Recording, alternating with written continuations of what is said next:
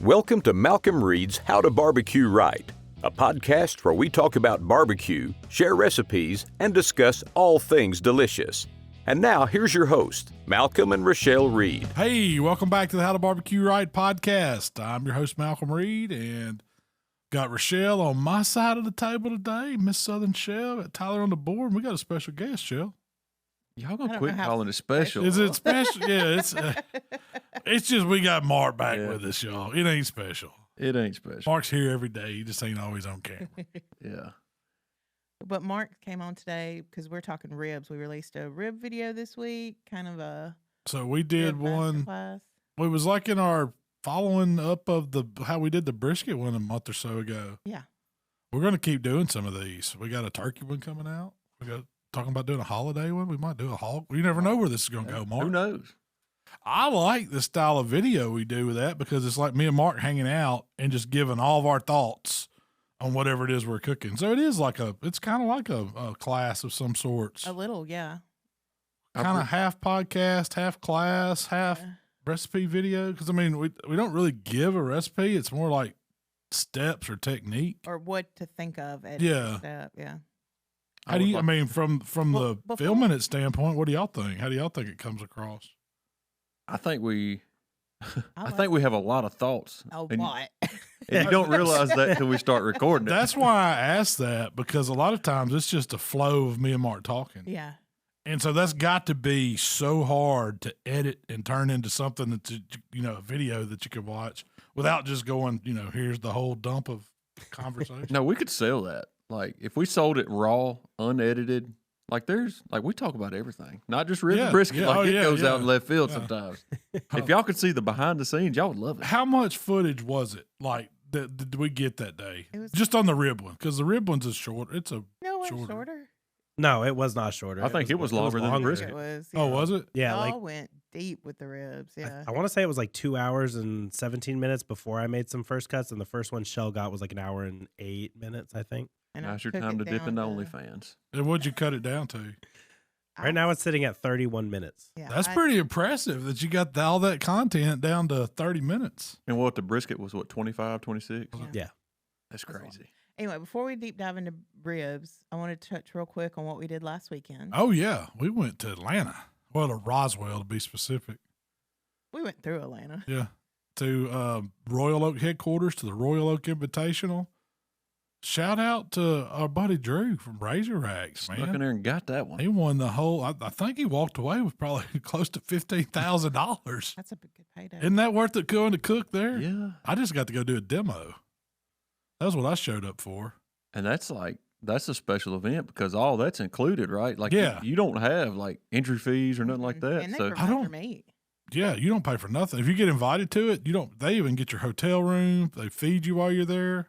you were in the green when you won that one. Yeah. For sure. That catches you up for Yeah. a year if you get invited to that and win it. You got to get yourself there, I guess, and that's it. Yeah. I think there was nearly 40 teams competing in it. Is that what it is usually? It was about 40 when we were there, yeah. They do a state contest on Friday, and then they do a full-blown KCBS on Saturday. That's what it is. So it's kind of a 2-day deal. Yeah. But they had other demos. They had 3 taxi guys, Ricky Bobby and his crew there doing a whole hog demo earlier on Friday. And then Heath Riles was there. He did steaks 3 ways, wasn't it? He was right before me. And he did I know he did a tomahawk. I think he did a strip. And I think he just did a ribeye or filet or something, wasn't it? Yeah. And what'd you do, Malcom? I did bullfrog. So everybody else was doing meat, and they said, "Do you want to do a drink or something different?" And I was like, "I got one for you. This is one we serve at all, Memphis and May, any big contest we do. If we have something going on at the shop, we make a batch of bullfrog." Malcom, did you ever think you would be that guy to the party that they didn't ask you to bring food to bring the drinks? Well, I've been there before, Mark. I think my first rodeo on making drinks. I don't know if that I've says been that's known as that was my first job at Killer Hogs. I didn't care about cooking back then. I just wanted to I wanted to be the DJ, and I wanted to run the bar. Next year they're going to tell you to bring the ice. Yeah, bring the ice. Hey, the Bullfrogs was a big hit. Man, we made 10 gallons. Shell found, what were these big 5-gallon jugs? Yeah. I got them at Walmart. They weren't that much, like $12. With the spigot on it. And I was like, 5, that's a lot of bullfrog. We usually make at Memphis and May, we make 2 batches a day, and it's usually they're not 5-gallon batches. They're probably 2 or 3 gallons Yeah, though. Yeah, probably 2 or 3. And so I calculated everything up. Shell didn't know she trusted my math on all that stuff, but I worked out my recipe, and I had it all going, and we brought enough to make 10 gallons. And so I figured we would get there in time, make up a batch, and then I could, show everybody how to put together a batch, and then we could start divvying it out. Well, that didn't work out because of traffic, and Heath was doing his demo. And so I pretty much made 2 batches right there in front of everybody.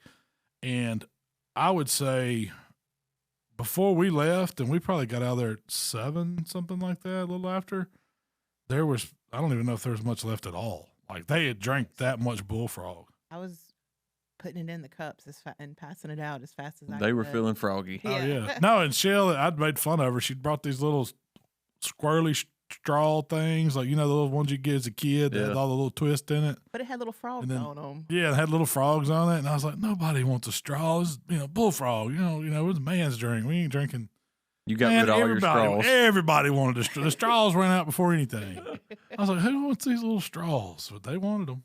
And then we made some cups.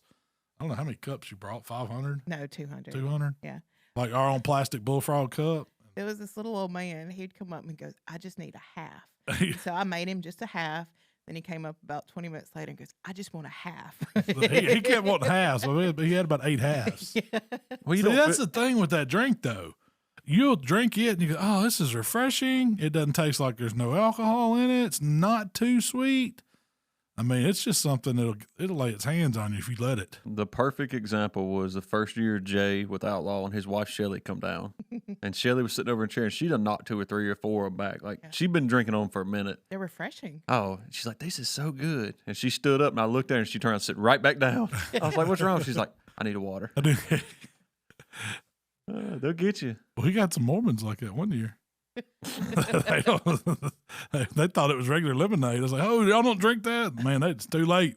They done been in it. I don't know what happened to them. So what'd you do last weekend, Mark? My weekends consist of cooking and cooking. You've been on a tear, man, just cooking MBN contest after MBN contest. It's been busy. How many have you done since, say, end of summer? We've done every one we potentially could do this year except Springfest. So I think we're at 11 or 12 is what we've done this year. Of just MBN. Of just MBN. And 2 of those were MBN KCBS duels. Yep. So they were a handful. And we got one more duel coming up. The very last one of the year in Biloxi is a duel. So we're doing all of it there too. So down on the coast. Down on the coast. That'd be a good time to go down there. It is. We got an RV spot already and got us a golf cart rented. So we're gonna have us a good time. Where is that held?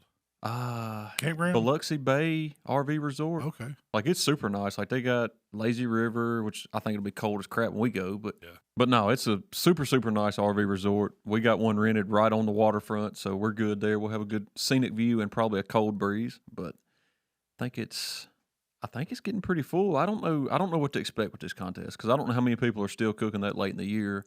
When is it? November 10th and 11th, I think. Okay. Man, that's right. You squeezing it in to get it through before hunting season, Mark. We're going to go from there to deer hunting straight up. Park the barbecue trailer and load up all the hunting gear and go to camp. It'll be good. I'm ready for a break. It's been fun. We've had a ball this year. We've had good cooks. We've been lucky and fortunate in a lot of good contests, and it's been a blast. Which one's been your favorite contest you've cooked this year? That's a good question. I'm gonna have to say praise the Lord because that was our first MBN Grand.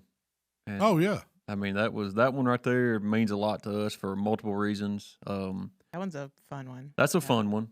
Murfreesboro, Illinois. That is one of our favorite ones. But it was neat this year because we had a lot of our KCBS buddies was with us. Jay come down, his son Alec and his new fiance come down, and like it was a group of us. Everybody was there. Everybody got to experience making finals, and like it was just neat to see. And we had a ton of support from other people that come around that was just excited as we was that was a part of it. And I don't know, it just meant a lot to us. And that's one for the books for sure. It's gonna be hard to top that one. Was that a hog that you finaled there with? We finaled with hog and rib. Oh, you doubled and won it with rib. So that's good. I never would have thought that rib would have beat that hog, but y'all did that last year too, though, didn't you? Mm-hmm. Last year we done it under band of outlaws. So it was a couple different groups. We had Heath, and it was a bunch of us together. I cooked all the KCBS side, and then like Jay and Tennessee Mojo and Mitchell and all them cooked the NBN side. And we finaled in hog and ribs again. And I think I get confused because they announced it backwards. So I don't know if we won it with rib or we won it with hog, but we won it one way or another. The grand. The grand. 2 years in a row you've been on the team that's won the grand. Yep. And then was 1 point away from winning KCBS last year, double up. I got reserve in KCBS, and I was like, daggone. Did you do KCBS this year? Yeah. We didn't do. I mean, I think we finished top 10, maybe right outside top 10. We had a good cook. We had I think a 4th place chicken and a 4th or 5th place pork. So I mean, we had a good cook, but There's always a lot of good KCBS. yes, it teams was there. stout that Yeah. year. I figured you were going to say Galax. Galax, You went there back in July. yeah, we finaled there. I mean, we done good there. We took a 1st place rib there too. So it was just Galax is always fun. The weather's great, and this was the first time that my brother Jamie and Jay both got to go, and they're hooked. Like we've already got the house booked for next year. So To go back? yeah, to go back, it's no doubt we'll be there. That's a double too, right? Mhm. So you're going to do 3 doubles this year? 3 doubles this year, and this last one will be just me and Jamie. So it's gonna be. We won't quite have our team behind Yeah. us, so it's just gonna be us two. Oh, you So can't talk nobody into going down to Biloxi with you? I can't. Emily's gonna go. She's gonna bring the bad luck, and then Now, why do you say that? You got to stop saying that, Mark. I know, but That's just a little piece of marital advice. she brought it on herself though. Like I didn't. She may like that. Yeah, You know what I actually, mean? I think I'm bad luck too. Yeah. You have Shell start saying, I know I'm bad luck as Emily. What made it bad is me and Emily cooked together 2 weekends ago, and we screwed up. I made a mistake on my part, and it was a unknown mistake, and we didn't final. Which I ain't saying that's what kept us out of the finals, but I know our product wasn't as good as it should have been. And then the very next weekend, she don't go. We final, and she's like, "Crap, It is me. it is me." So she's just too beautiful. I can't focus when she's there. You know, that's what it there is. you go. I mean, I can't do it. So you need her to be at home Yeah, cleaning the house while you're out cooking. exactly. Have supper ready when I get home. I know that don't work. No, I think I've had That don't cereal work every at weekend I all. got home. Yeah. That don't work at all. Hey, cereal after a day cooking. It's pretty dang I know. good, It's one of those. So what's your cereal of choice? man. So Cornflakes? no, I used to be a Raisin Bran guy, Oh, Grace and Brand. and I've had to kind of cut back on a lot of my eating here lately, and kind of try to do better. I'm wanting to live long term, not short term fun. I got you. And man, we've got on this. I forgot what brand it is, but you're basically eating a bunch of crunchy hay bales. I think is what it is. So nothing fun. I mean, it's good cereal. I've grown to like Not it. Fruit Loop. No, it's Cinnamon not Fruity Pebbles. Pebbles, Right. nothing like Yeah. that. One of the good sugary ones. No, I do drizzle a little honey. You know, honey's natural, so Yeah. Yeah. It's That's a healthy. natural sweetener. What's your favorite cereal, Shell? I mean, CTC? yeah, Cinnamon Toast Crunch. that is good. It's a good. Her and Michael like that. My favorite's probably peanut butter Captain Crunch. Gross. I love peanut At least butter. the That is film in Crunch. your mouth. Yeah, Man, it's good. and it don't even taste like peanut The butter. Reese's Pieces ones, or the Reese's, I guess what's it called? It's just Reese's cereal. It's pretty good too. 'Cause it's got chocolate and peanut butter. See, I like the Oreo ones. The Oreo, Tried it. like they look like Cheerios, but they're Oreos. I don't know if I've ever had those. They're pretty good. Remember the old Cookie Monster one or whatever it was? Captain Cookie Crunch Crisp? or Cookie Cookie Crisp. Crisp. Yeah, that's what it was. Cookie Crisp. You had too much cereal. If you know that by heart, You know that. I used to watch a lot of commercials Saturday morning. Yeah. They were mostly for cereals. I couldn't tell you the last time I've seen a cereal commercial. I guess I don't watch Yeah, you Saturday know. cartoons anymore. Yeah. Every now and then you see the old Kellogg's commercial. I don't see none of them. Like you used to see Tony the Tiger and Sugar Smacks dude. Well, we don't have Frog. regular TV no more. We only watch Yeah, maybe Netflix that's what and it is, too. YouTube TV. I'm not their target audience anymore. Oh yeah, over the summer we went somewhere where Michael didn't have internet. All we had was regular TV. He's like, "What is this garbage?" He was like, they show you a little bit of the shows, and then they show you all these commercials. Man, It's welcome. like, you don't even know, son. Yeah. It blew my mind that he was like, Never seen commercials. yeah, never seen. Oh, I like love those TV. TikToks where it's like shows all the memorabilia from like the 90s and 80s, and like you get to watch it. It's like Kmart and like all the old schools. I'm like, man, these kids are missing out. There was nothing better than going to Kmart. You might get some cheese sticks at the little restaurant in the back. Walk around Kmart. I was like, man, that's great. Man, we always got Y'all the had- ices. Yeah, they had the ices. They had the ices and they had those little sandwiches rolled up. And they'd sell them for like on special for like $1. It was like a little sub sandwich. It's like we used to go to we went to the Senatobia Super Walmart, and that was a day trip, man. That was a good time. I remember when they opened this. That was one of the first Super Walmarts around. Bought me a BB gun down there. I was going to school at Northwest when it first opened down there. And that's what we did for fun after class. Just go to the new Walmart, walk around. They had the one on State Line and then Senatobia, and then now we got one. It's been downhill ever since. And it's been downhill ever since they added the Super Walmart. Yeah, it destroyed. Was there a regular Walmart over there? No, before? There was no. That Walmart? was nothing. Like when I was in high school, I was telling a guy this the other day. When I was in high school, when you topped the hill where Taco Bell was, there was nothing like a big old farmhouses right there on the right where Walmart and Taco Bell is now. There was nothing like it's changed so much. Makes me feel old. Speaking of Walmart, does Walmart sell ribs? Yes, they do sell ribs. They sell. We found the Prairie Fresh in there, but they're not the prime. They're the all natural. The all natural, and they're good ribs though. Yep. There's nothing wrong with all naturals. So when you're looking for ribs, what are you looking for? For me, I want evenness and straight bones. That's the number one thing. I go to pick up ribs at the grocery store. I flip them over, see what the back looks like. If those bones are straight, then I flip it over and see if I can tell how much loin is left on top of it. And I really don't like the big super thick ones. I like a good even size slab. What do you look for? I want to weigh under 3 pounds a slab, at least, preferably under 2.75. For all ribs, or are you talking? So you like them 275 down? Yeah, 275 down, loin backs. Loin backs. And I'm like Malcolm. I don't want them super thick because you get too much. You get too much of that loin, and it's just a different texture. It's not a good mouthfeel. It gets dry. You can't keep it moist. Right. I mean, it's real.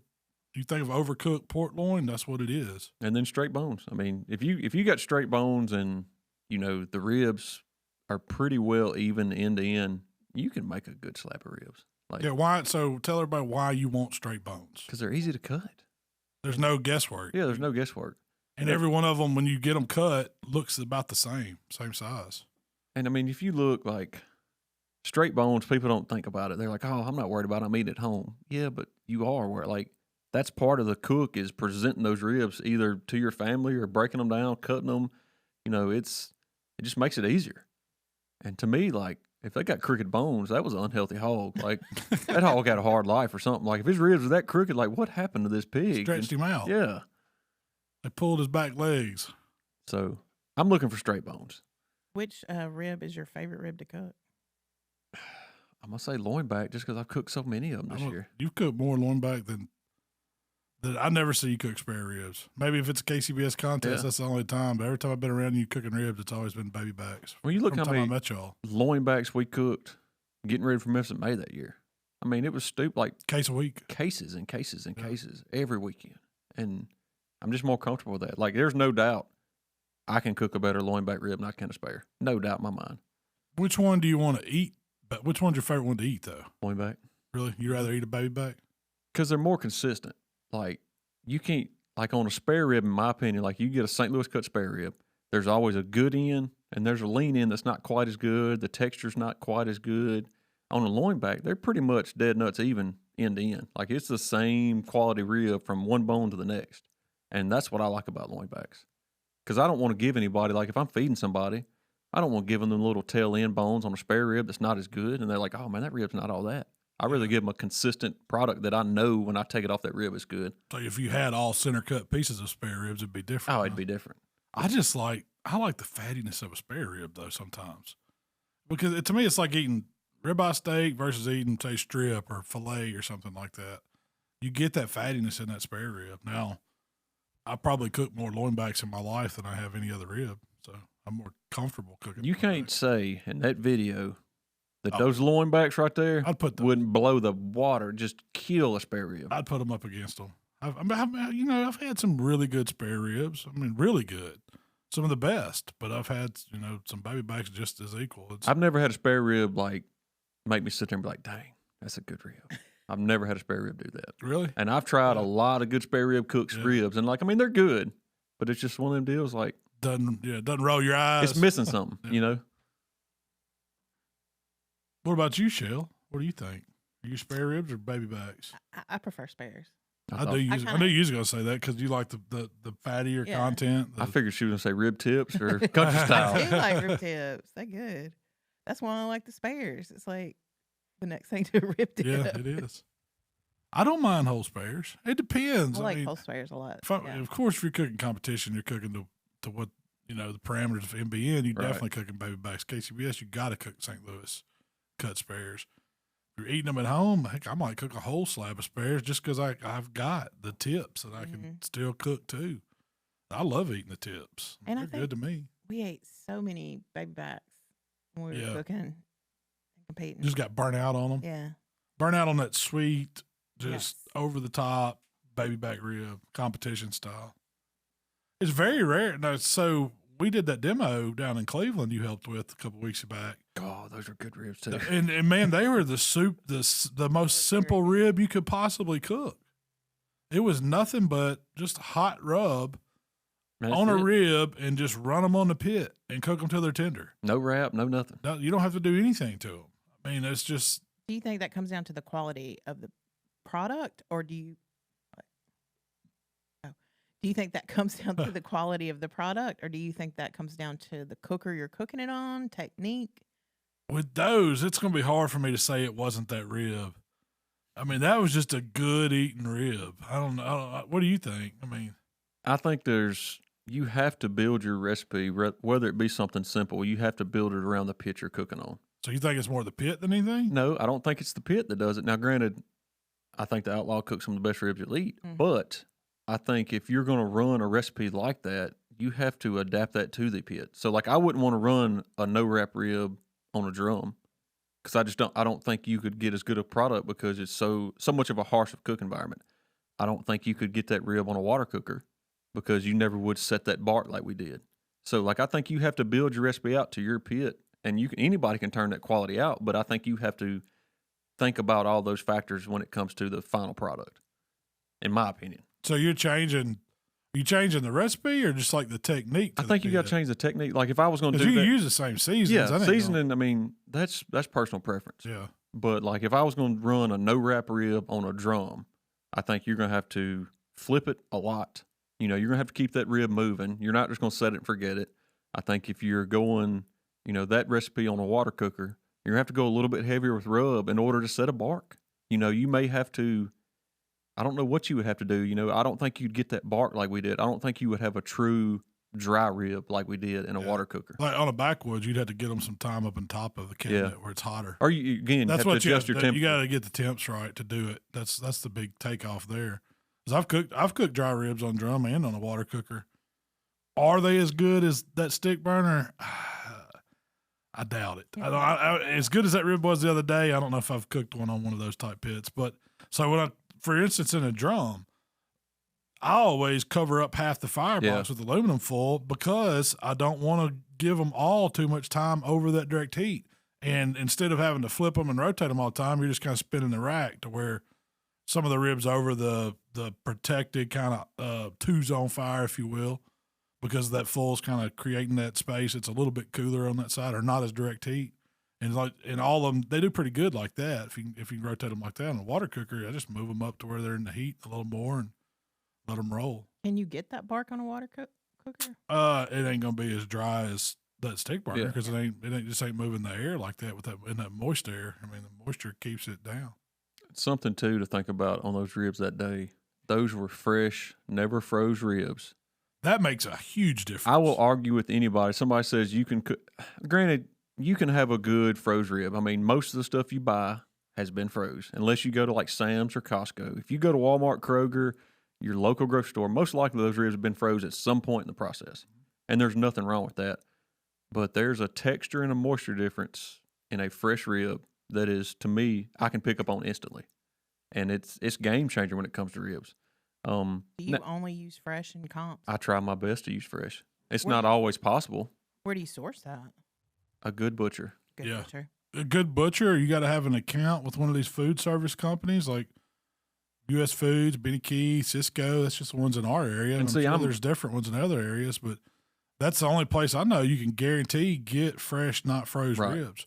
We used to get them from Compart, and I loved cooking Compart ribs when I could get it fresh, not froze. When they started doing it all froze, I was like, I might as well be going anywhere and getting it at that point. The thing about a froze rib is you can't control what went on to the moment you get it. Yeah. Because you don't know, the freezing process. Now, if it's done properly. Most time they're flash froze super fast. That part's not bothering. It's the thaw out and the refreeze and all that during transport and everything. If you was going to have to cook a froze rib, I would want to buy a froze rib and me thaw it and not the grocery store. Because what they're going to do is they're going to throw them out there in that meat locker and let them thaw at whatever temperature they're at, and you're not controlling that.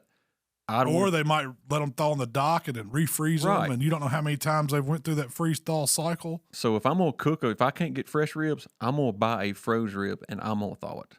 And I'm going to put it in my refrigerator. It's going to be on the lowest setting that refrigerator go, and it's going to take it 5 days to thaw. You know, I'm not going to put it in a sink of water. I'm going to let it thaw slowly. So don't. Right. You don't want to break it down, you know. So that's the biggest thing is, and fresh ribs are hard to get. Any kind of fresh pork's hard to get now. So I'm lucky to be able to get it most of the time, but I'm also buying multiple cases, and I'm picking and choosing what I want, and then I'm freezing the rest for me to use during the winter. You got a freezer full of ribs at home now? I got a good many. You just stockpile them for a rib cook? Yeah, I mean, I'll cook them because, again, I'm controlling it. These are fresh, never froze.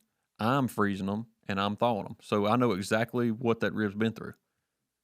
I know when you freeze, like at-home freeze fresh ribs, they're not near as good when you thaw them out either. You can't. Because you can't get it froze fast enough to stop it from breaking down the muscle tissue in the meat. So I have one shelf in my freezer that I save that's completely empty that those ribs go on.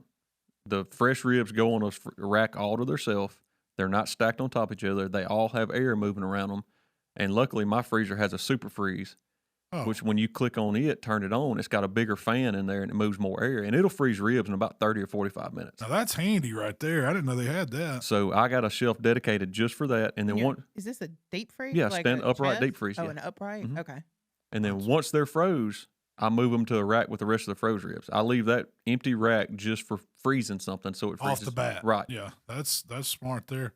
Now, I have seen people take like a chest freezer and put like a little desk fan in there and run the cord out it and then get the air moving. That'll drop one down and freeze something super fast too. But you can't have a chest freezer full of crap either. It's got to be, you got to have a shelf in there some kind of way. And like you said, air's got to be able to get around it. I'm taking this to extreme. So like, I understand your average Joe a lot of times don't have that. I mean, yeah.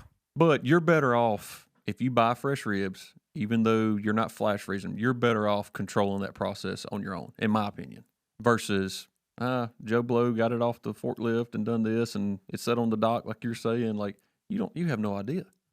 You don't know at a grocery store. I mean, it's always a chance. Somebody's put it in their basket, walked all around with it, decided they didn't want it, put it somewhere else. Then it got moved back to the meat case. Then they refroze it. You mean you don't buy them ribs that are in the chicken case?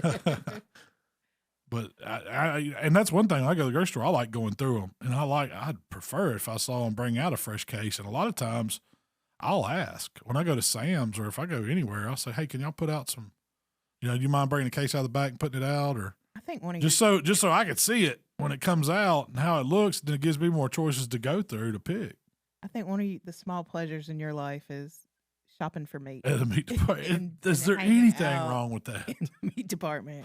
Hanging out. Perusing meat. You always have talking to the butcher. Talking to the butcher.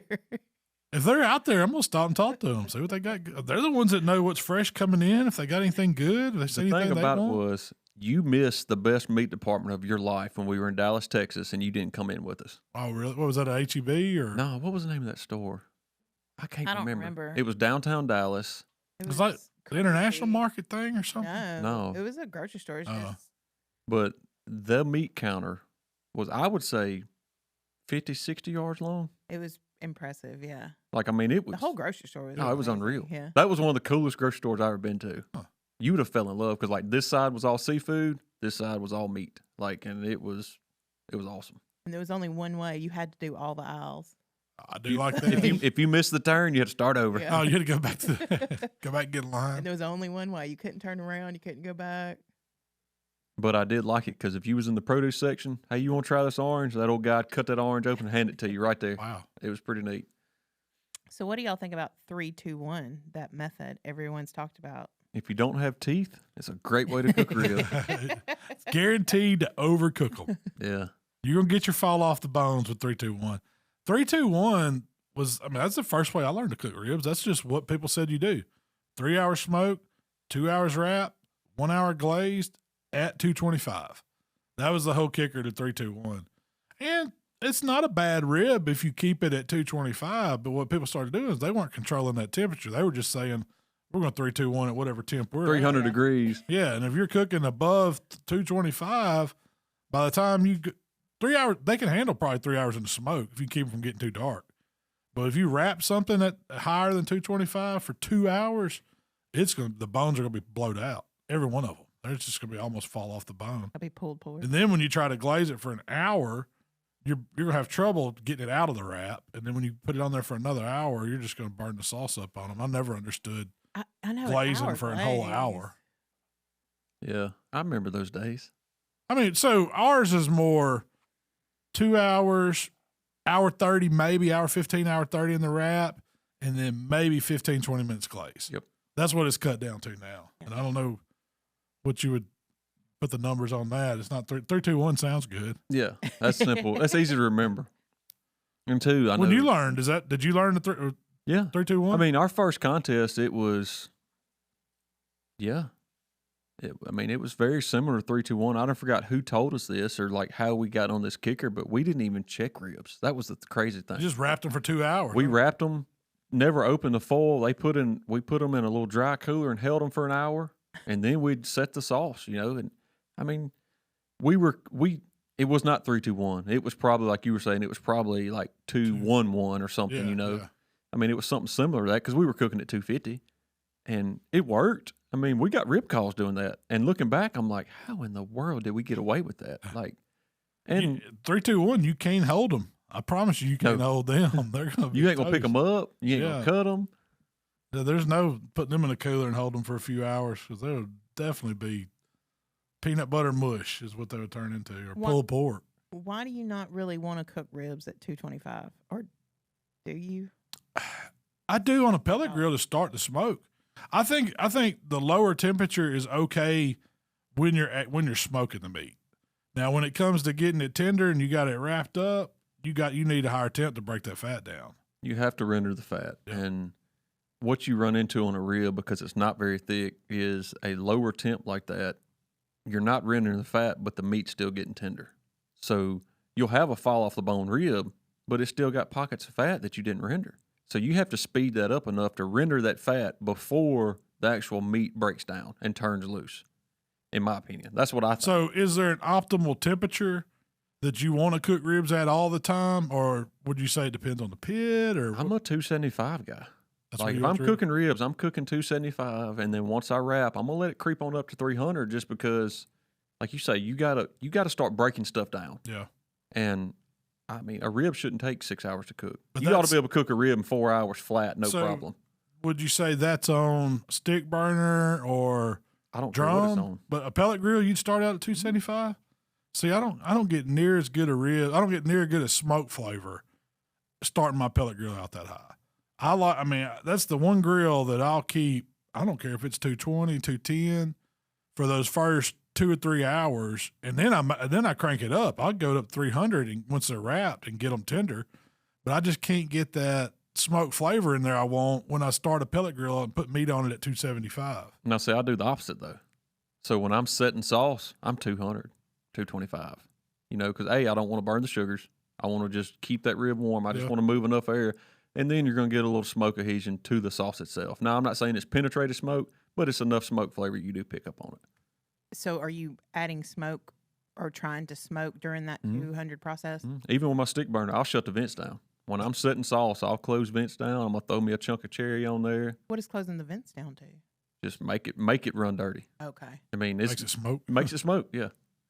So, and that's really, that's a great competition trick to get that smoke bump at the end, because sauce, when you glaze with it, it's like a magnet when you put it back on the pit and you've got smoke in there.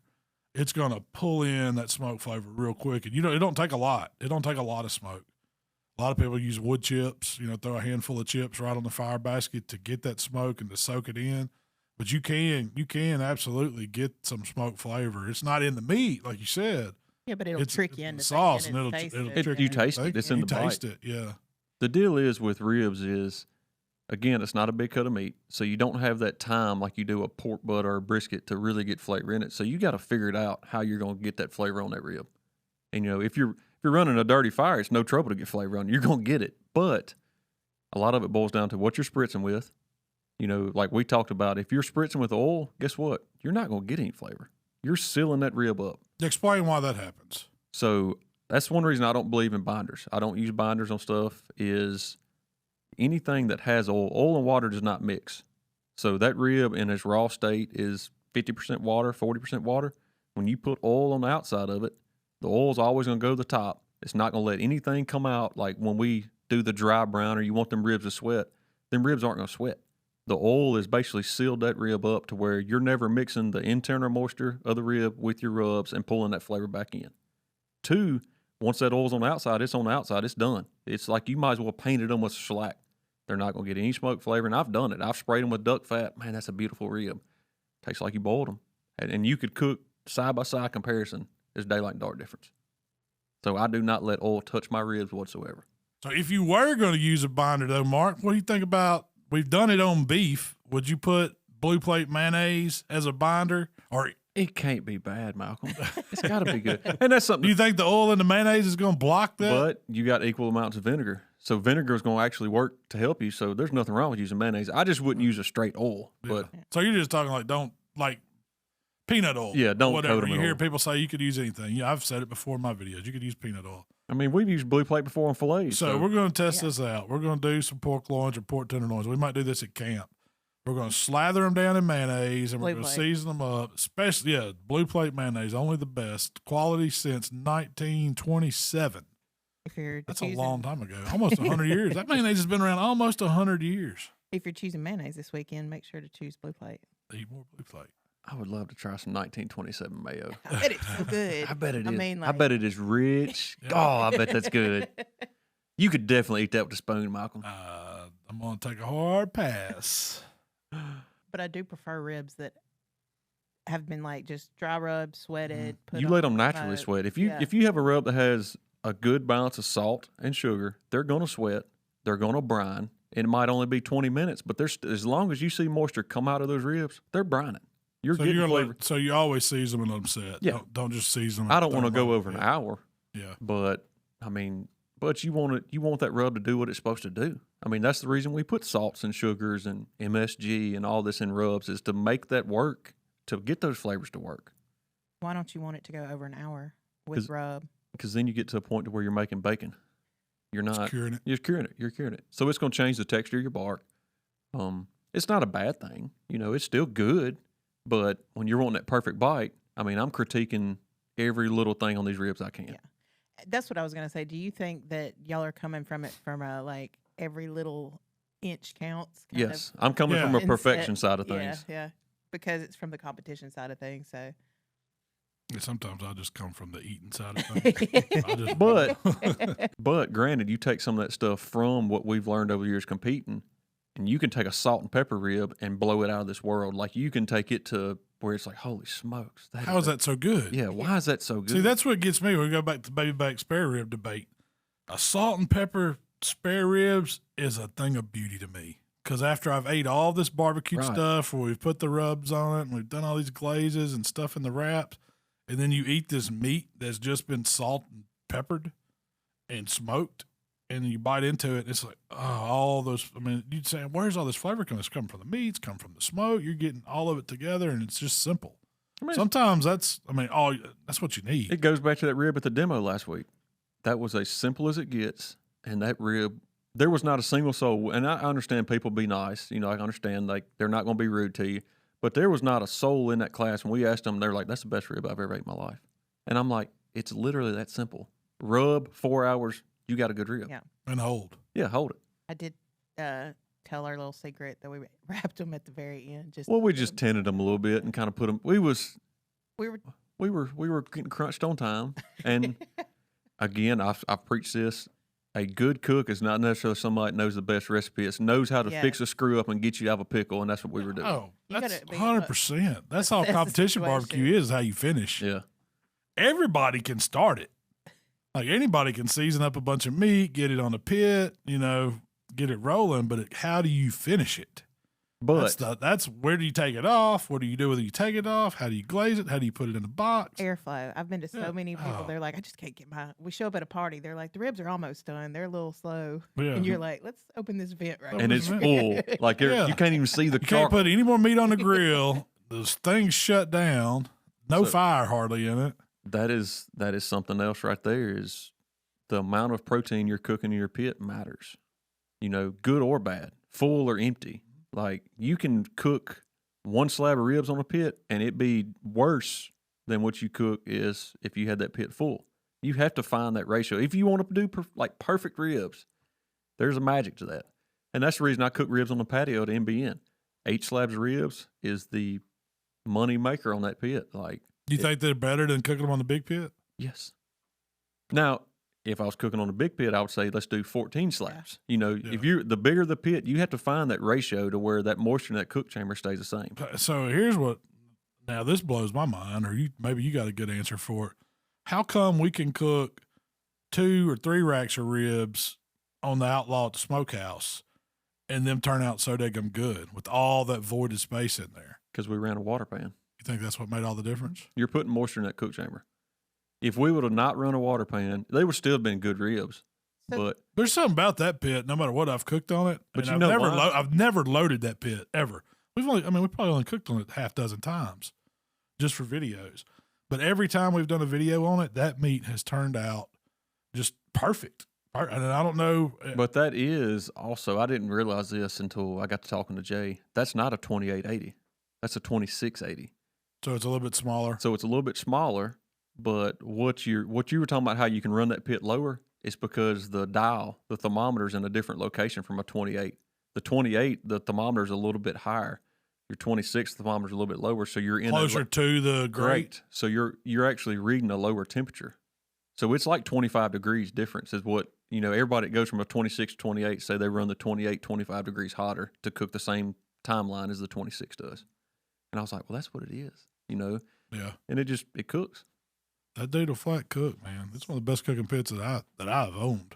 So are you, just to go back, I have a question. So to use that water pan in the cooking chamber, it's basically simulating additional meat being in there? Okay. That's my theory on it. Yeah. You're not necessarily, yes, you're putting moisture in the cook chamber, but it's simulating moisture coming from natural proteins in there. Yeah. So like we learned this when we was cooking on BFO, that's a huge pit. When you put 18 slabs of ribs in there, they're perfect. But if you put 8, you're like, man, the texture is just a bump off. They're still really good, but the texture's not as good as what it was when it was full. You're missing that moisture. So what we done is we started putting pans in there with, water in them. And not necessarily, you could wrap the pans in foil if you wanted to. Like you just want that mass and you want everything to simulate something down there cooking to fill that pit up. So if I was cooking on a pellet grill, just cooking one slab, put your little water pan down there on the So it has nothing to do with the steam mixing with the air? I don't think it does as much, no. I mean, you might get a little bit from it, but it's just not as harsh of an environment. You're more like a buffer. You're just adding a little bit of cushion right there. So using the water pan would, in your mind, come down to filling voids if you need to fill them. Yeah. Correct. Okay. Because I don't want a wet cooking environment. Because then you're back to cooking on a water cooker and you're not setting that bark. There's nothing wrong with a water cooker, but you have to learn that pit to know what it's going to do. Whereas we're setting bark an hour and a half, you could go 3 hours on some of them water cookers and the bark not be set. So that's the thing is like learning your pit and what you want to do. Yeah, Malcom used to cook on the water pan the first part, or in the backwoods first part, and then throw it on the old hickory with finish. And the glaze. Yeah. Set the bark. And that was the whole thing, and we won a lot doing that. And what happened the one time we forgot to clean that backwoods, and y'all had to cook everything on old hickory? What'd y'all do? Y'all freaking granded. Yeah. Then we got rid of the water. The backwoods is sitting in the garage. It's been in the garage ever since. We need to drag that out and cook on it again. It's in my house in the garage. Get old Black Betty down. We need to cook a hog on her one more time. You mean Jolene? No, you're talking about the other old hog cooker. Pit. So we're just talking about all the cookers Malcom has in storage. Yeah. I still own. So let me ask you, have you ever cooked the perfect rib? This is a question for both of y'all, but specifically Mark. You have? Mm-hmm. Where you were like, that is perfect. Perfect rib. You know what a perfect rib is? When it gets that first place and you get that check. That is the perfect rib that day. Perfect one. So I've cooked some perfect ones in. I mean, to your standards, not what, you know. If you were going to cook the perfect rib, what would your basics be? What would that look like? I'm going to be honest. I would cook the same rib I've been cooking this year at NBN. Really?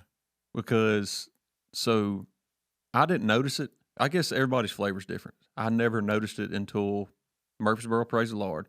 There were several people that come tried the rib. We had several finals judges come back.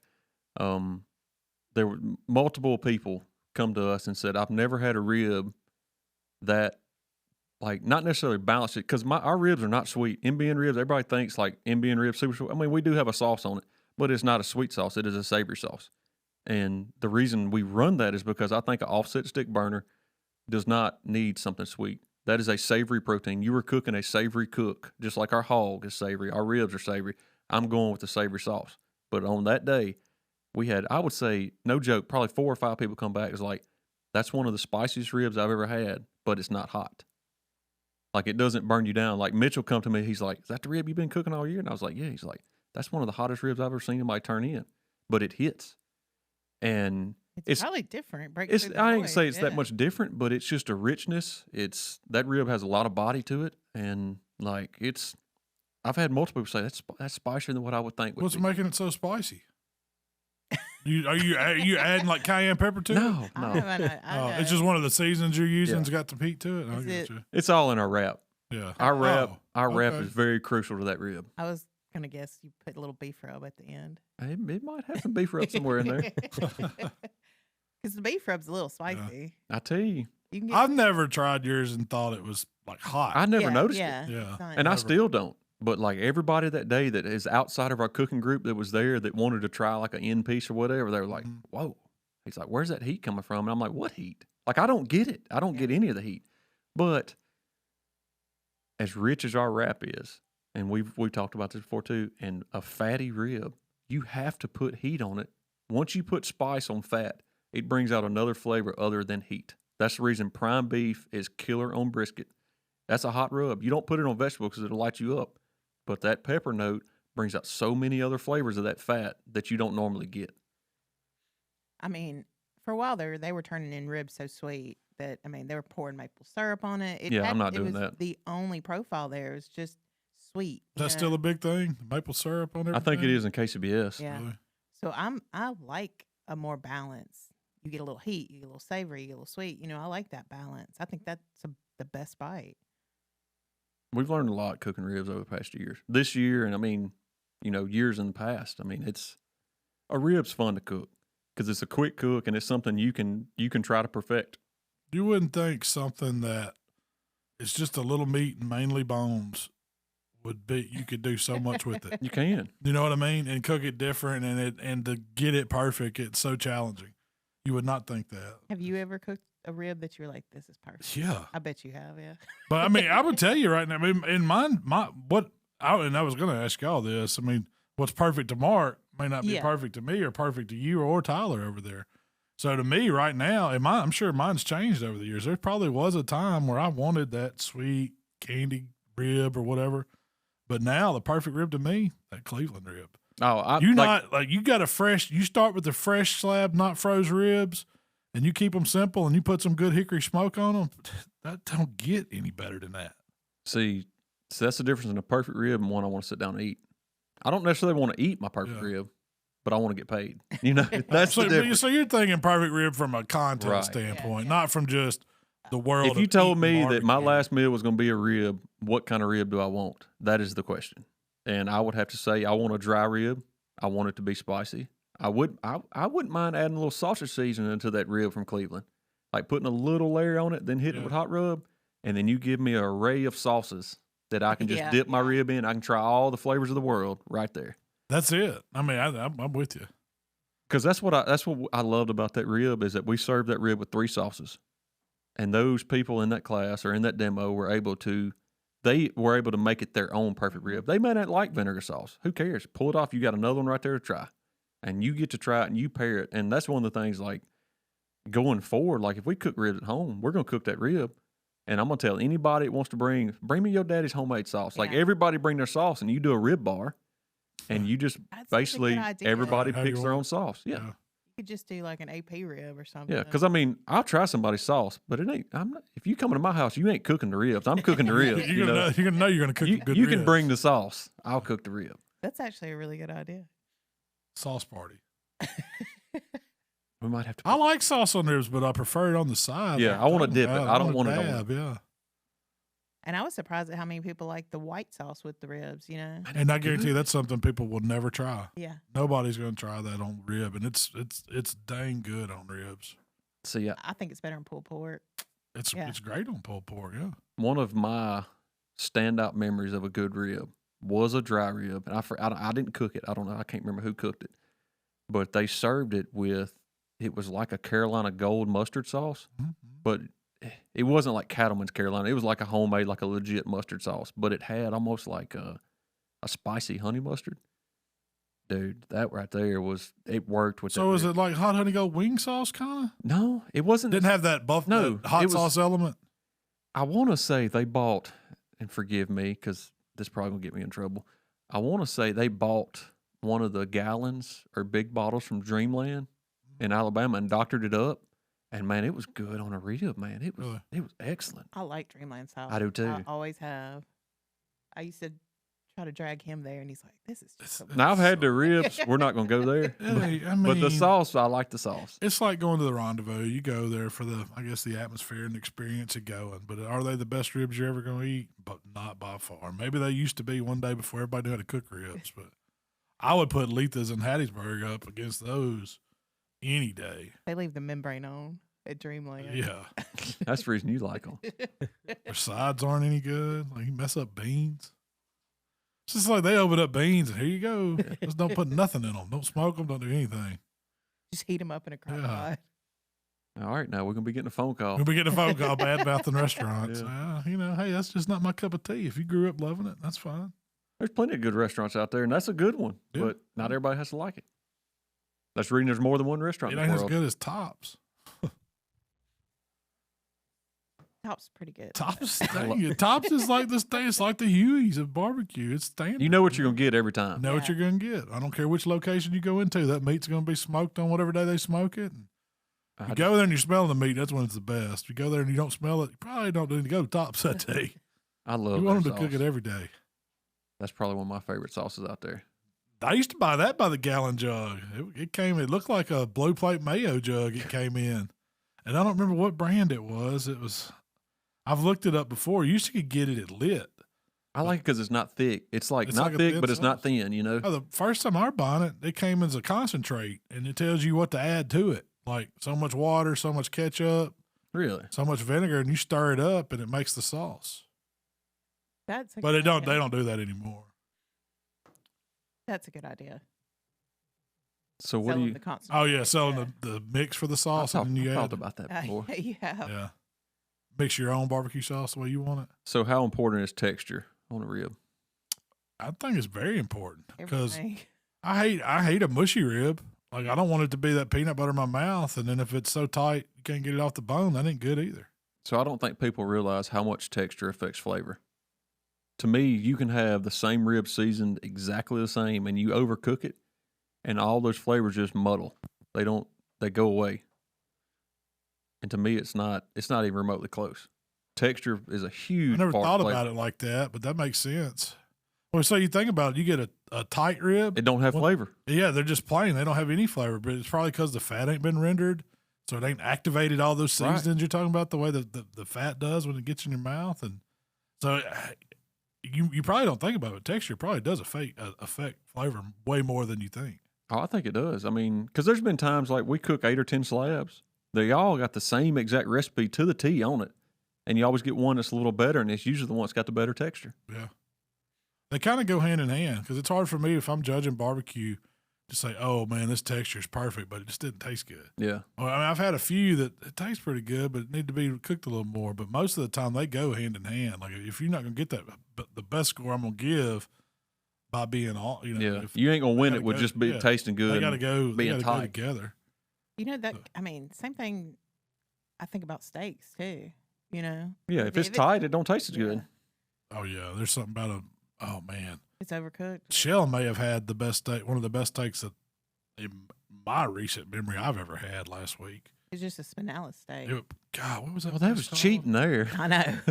What was that place called? They had a Manhattan cut ribeye, and I was like, "Oh, what's that?" And they basically just cut the spinalis off and sell you the eye. Yeah. And I was like, "Who would buy that?" It was like $70.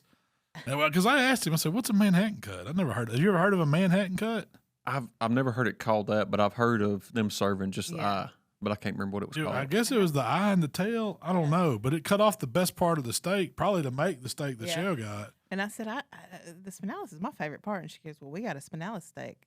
I said, "I'll take that." Medium rare, please. Speak to me. I'm not going to lie. One of the best steaks really I've ever had in my life. You could, and you want to say cut it with a fork, you could cut that steak with a fork, and it melted in your mouth, and it was cooked perfect, and it was seasoned perfect. Where was that Waffle House at? What was the name of it, Shell? It was. I do not remember the name. It wasn't Waffle House. It wasn't Waffle House. No. Pompous? Yes. I think that was the name. I thought that was a bad word. I guess that's how you say it. It was pompous. I'll have to look that up. Let you know. I don't think in Pompous is what you Alpharetta. I think think it was it in is. Alpharetta, Georgia. The steakhouse was called Pompous. I mean, I had Dover sole, and I'm gonna tell you, if you've never ate Dover sole, that's the kingfish, brother. What is it? Amazing. What's it Dover called? sole. Dover sole? Yeah, from the cliffs of Dover. They prepare. You just made that part. They prepared it like tableside. Oh, this Really? wasn't like. This wasn't your Oh, average? this wasn't out. This Oh, wasn't tab was shabby. $1,500. I mean, this ain't no joke. For who? You and 10 other or who? Yeah, Heath and Cadis and Yeah. a couple people. Yeah. That's a stout one there. Oh, it wasn't no joke. But man, you talk about good. Well, y'all just remember when I get ready to die, just take me there before I die. Oh, and the big thing is after Heath told some, I think it was Ricky Bobby, that we had went there. He said, "Oh, there's 2 other places better than that right there by it." And I was like, "Better than that?" So I got to go back just to go check We're out going to these go to other 3 2 places in joints. one night. Yeah. Make sure. Oh, you couldn't do it, dude. You couldn't do it. It was the meal we had was up there.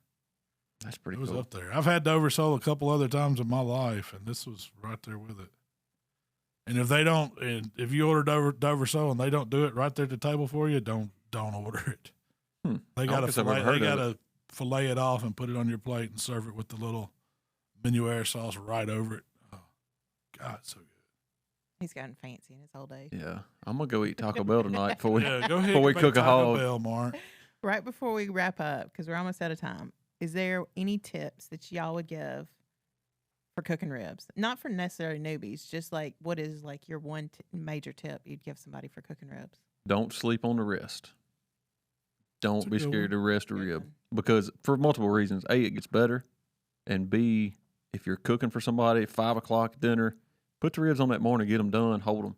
Like, they'll be fine. Like, don't rush, cook the ribs to where you still can enjoy your company, enjoy the fellowship. And, that's part of it is it's not you out there on a grill rushing, hoping they get done. Get them done and don't worry about it.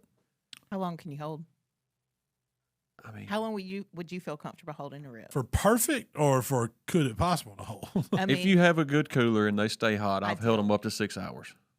do I mean, they we've had to do it at Memphis and May yeah. and got a call It wasn't and by walked. choice. Wasn't by choice. So, I mean, as long as you keep them warm above that 140, stay safe, they're fine. You'll be good. What's ideal? 1 hour, 1 hour. 2 hours. 1 to 2, yeah. But that's in the right cooler, burping it. It ain't taking a Yeti and filling it up with ribs and locking that dude down. because then you're going to have. Ask Tyler over there. He's giggling because he done it. They will continue to pulled cook. ribs, won't you? Yes, sir. All those bones will just be out of the cooler when you go to. And this is. So you got to do that. You got to let air out of the Right. hot box you're holding it in. Every 15 minutes is what I say. And all that means is go open it, close it. Yeah. What do you think the ambient temperature is in a holding cooler?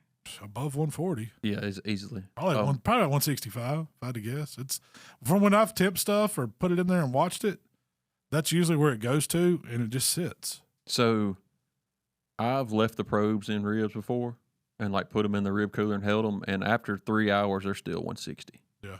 The rib itself is. They hang out there for a long, long Yeah. time. And it's crazy to watch that because they'll drop to 180 really quick. And it's like when they hit that 180, they'll stay there forever. And then after, they'll have a breakover point and you'll start seeing it drop again. But no, don't be scared to hold them. Hold them ribs, and that way you do other things. We always put back on. So, if you're resting, even if you're doing a no-wrap dry rib, you can wrap them in foil, hold them, put them back on, hit them with rub again, dry them back out, and they're fine. Like we're planning that putting back on process every time. My one thing real quick before we get out of here would be, don't be scared to probe your ribs. Yes. You can make fun of them if you want. I didn't do this, and I always said never probe a rib when I first started out cooking. Since we have switched to doing that, I know Mark's probably say that he can testify to this, but I say my rib has changed for the better. Yes. Because you know exactly what that internal temperature is. And you actually see what the rib does not do what you think it does in a wrap. And the first time you probe a rib, you're probably going to panic because you're going to see that rib do some crazy stuff when you wrap it. What's crazy? Like drop? Drop. Oh, drop. If I don't see, if I wrap my ribs and I don't see them drop from 170 down to 120, that rib ain't going to be nearly as good. 120. Wow. But you got to think, everything you're putting in that, if you're wrapping a rib, everything you're putting in that rib 99% of the time is room temperature. So you're fixing to cool that rib off. You're finna throw the brakes on it. Don't panic. How long does it take to recover back to 170 typically? About 45 minutes. Oh, okay. So it's a But then it skyrockets. Yeah, once it gets back to 170, she's rolling. It's ready. And you got to think, a lot of times they're only in there an hour 15. And So do that's not so 45 minutes of it's stone cold compared to where you were. That last 30, it's. And when say if you are running a little hot and you probe that rib and you're wrapping and it's 190, don't freak out. That rib's not done. Don't freak out. Don't even pay attention to that temperature. Don't even look back at it till 3 hours in, because we've done that. We've gone out there and I'm going to probe it. It's 190. I'm like, oh, crap, they're done. I'm like, well, why am I probing it right now anyway? Like, I've never probed it right now, so don't worry about it.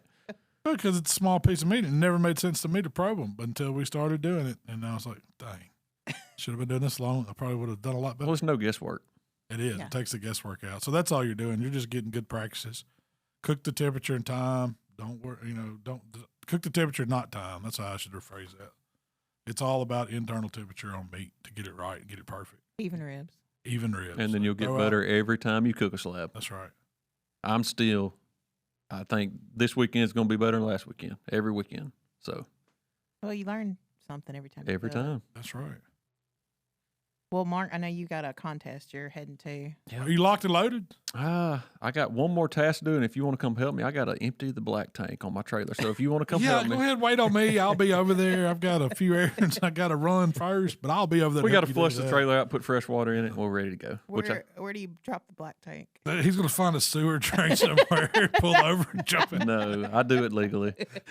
I've been Mark on a few of these runs before. I know how he operates. I actually have an RV hookup at my house that I back up to, and I drain it myself, which is probably still not good, but it's better than the side of the street. Yeah. So you don't want to incriminate yourself.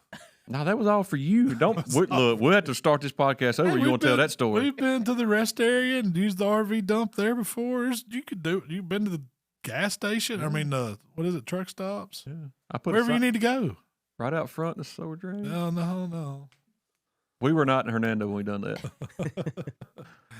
All right, Shell. Well, thank Mark for coming and hanging out with us again. Mark, thanks for coming and hanging out. Was that genuine? I don't know if that was genuine.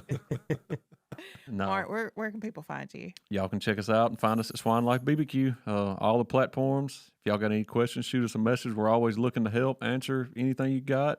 Always wanting to make somebody a better cook, so that's what we're here for. Stop by Malcom's shop and ask for Mark. He'll be there. Yeah, probably. Most of the time I am.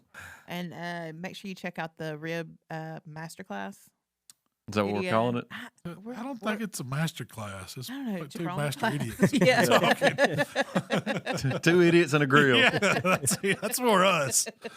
We can't call it a master class. Yeah. What's a medium master? Like a apprentice class. apprentice class. Yeah. I like the two idiots and a grill. Yeah. Maybe we'll just start a new channel. Yeah. Tyler, tell them about the community. hey, thanks for hanging out with us on the podcast today. If you guys want to hang out with us all weekend long, make sure you guys head on over to facebook.com/group/H2Q community, where you can hang out with us, like-minded pitmasters, ask questions. Like this weekend, like we were talking about earlier, I was talking about how I'm not super great at cooking ribs, and I had a lot of the guys in the community helping me out in the comments. So make sure you guys head on over there, share your weekend recipes, and eat more Blue Plate. I will say that. Yeah. If you'd like to connect with Malcom, it's HowToBBQ, HowToBBQRight on Facebook, Instagram, Twitter, TikTok, and of course YouTube. If you'd like to connect with me, it's Miss Southern Shell on Instagram. All right. Well, we appreciate y'all listening today, and we will be back next week. Mark, good luck this weekend, man. Hope y'all bring home another grand up in Bolivar, Tennessee. If y'all are in the area, y'all stop in there and check out Mark. He's going to be cooking a hog and some ribs. Fingers crossed. We'll see y'all next time. We gone.